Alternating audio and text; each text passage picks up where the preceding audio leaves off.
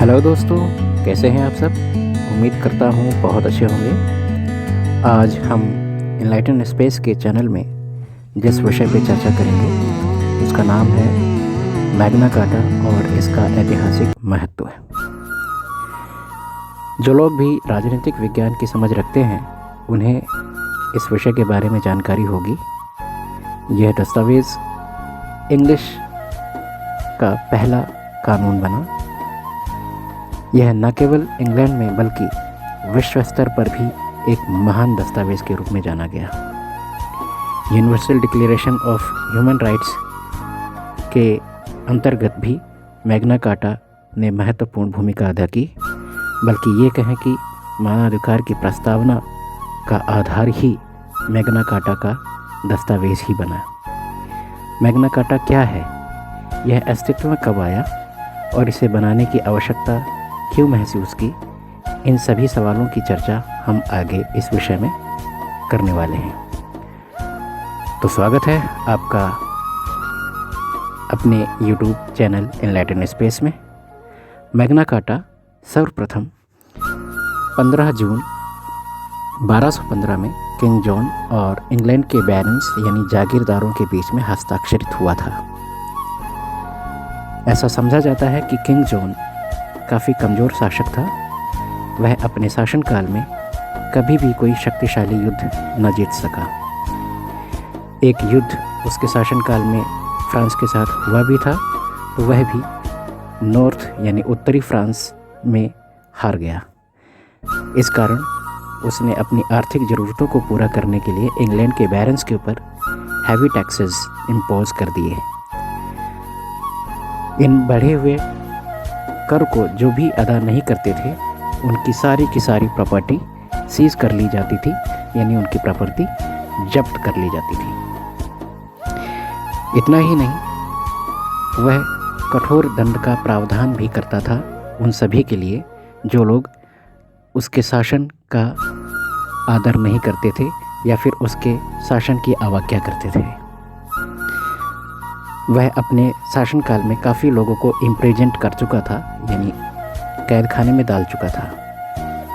विरोध king John का इतना बढ़ चुका था कि अब उसे भी एहसास हो रहा था कि संभवतः उसका शासन बहुत लंबे समय तक चलने वाला नहीं है। हेनरी प्रथम के समय पर, जो कि 1100 के आसपास का शासक था, लोग चाहते थे कि जो चार्टर उस समय हेनरी प्रथम ने बनाया था वह लागू किया जाए, जिसमें समाज की सभी प्रकार की बुराइयों को हटाए जाने की बात की गई थी। किंतु यह संभव ना हो सका क्योंकि किंग जॉन ने न केवल इंग्लैंड के बैरन्स के साथ बल्कि चर्च के साथ भी तनावपूर्ण संबंध स्थापित कर रखे थे।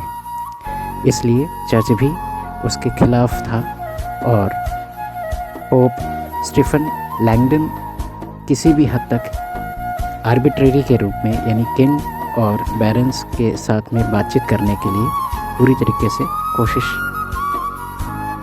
की जा रही थी।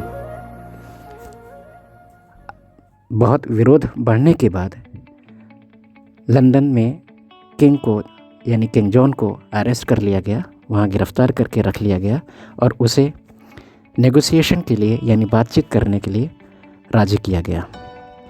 बहुत मनाने के बाद 1215 की 15 जून को किंग जॉन और पोप स्टीफन लैंगडन के बीच में चर्चा हुई और उस समय जो दस्तावेज़ साइन किया गया, हस्ताक्षरित किया गया, उसे ही इंग्लैंड के इतिहास में मैग्ना कार्टा कहा गया। इस मैग्ना कार्टा में यह प्रावधान किया गया था कि जो भी फ्री मैन हैं उन सबको न्यायिक अधिकार होंगे और निष्पक्ष मुकदमा लड़ने या चलाने का भी अधिकार होगा। इतना ही नहीं, विश्व में सर्वप्रथम स्वतंत्रता की बातचीत करने वाला भी यही दस्तावेज था। किंतु किंग जॉन के निधन के बाद हेनरी तृतीय शासनकाल के समय में एक गृह युद्ध की स्थिति बन गई। अतः हेनरी तृतीय ने इस कानून को लागू करने के लिए इसकी 3 धाराओं पर मुख्य रूप से जोर दिया। हालांकि इसमें कुल 63 क्लॉजेस हैं, लेकिन इसके 3 क्लॉज महत्वपूर्ण हैं। पहले क्लॉज में इसके कहा गया है, सर्वप्रथम जो इसका क्लॉज है उसमें ये बोला गया है कि लिबर्टी और राइट्स जो चर्च के होंगे वो सुरक्षित रहेंगे, यानी चर्च की लिबर्टी और राइट के बारे में बात की गई है। और दूसरा, लिबर्टी और कस्टम यानी लंदन और शहरों के आसपास की जो स्थिति है उस पर ये बनाई रखी जाएगी। और इसका क्लॉज 39 जो कि सर्वप्रथम बहुत महत्वपूर्ण माना गया, उसमें यह चर्चा की गई कि सभी को उसके अधिकार, न्यायिक अधिकार होंगे और स्वतंत्रता के अधिकार भी दिए जाएंगे। किसी को भी बेवजह कैद खाने में डालने की कोई आज़ादी नहीं दी जाएगी। इस तरीके का वर्णन भी किया गया था। यही क्लॉज बाद में डिक्लेरेशन ऑफ ह्यूमन राइट्स 1948 में भी महत्वपूर्ण समझा गया और इसके आधार पर मानवाधिकार की प्रस्तावना को भी तैयार किया गया। इसे मैग्ना कार्टा के रूप में जो स्वीकृति मिली, उसने न केवल 1215 के काल में बल्कि बाद के इतिहास में भी महत्वपूर्ण भूमिका निभाई। विभिन्न देशों में अलग अलग आज़ादी के लिए इस मैग्ना कार्टा का इस्तेमाल किया जाता रहा और उनके न्यायिक, स्वतांत्रिक एवं राजनीतिक अधिकारों के लिए संघर्ष की स्थिति समय समय पर देखने को मिलती रही। यह मैग्ना कार्टा भले ही अपने 800 से अधिक साल पूरे कर चुके हों और इसके अधिकार गौण हो चुके हों, लेकिन मानव अधिकार के रूप में आज भी यह मौजूद है और विभिन्न देशों के आज़ादी का एक मुख्य हिस्से के रूप में आज भी यह अपना कार्य कर रहा है। हमारे भारत का संविधान भी मैग्ना कार्टा के बहुत से प्रारूपों का अनुसरण करता है।